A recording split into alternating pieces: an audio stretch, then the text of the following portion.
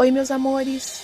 Olha, hoje eu trouxe alguns penteados bem simples de fazer para deixar o nosso crespo ainda mais maravilhoso do que já é.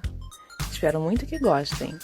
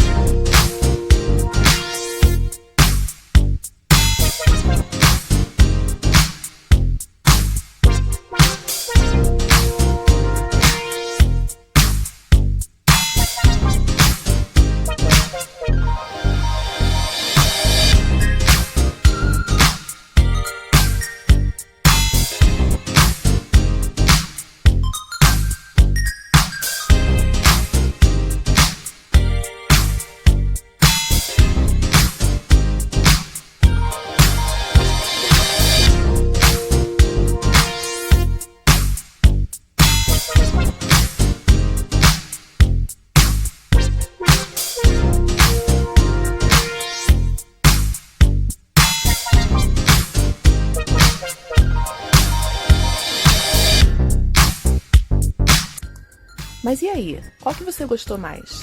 Conta pra gente aqui nos comentários. Olha, eu espero vocês lá no meu Instagram, Beleza da Cor. Depois dá uma passadinha por lá, tá bom? Um grande beijo pra vocês, obrigado por assistir e até o próximo vídeo.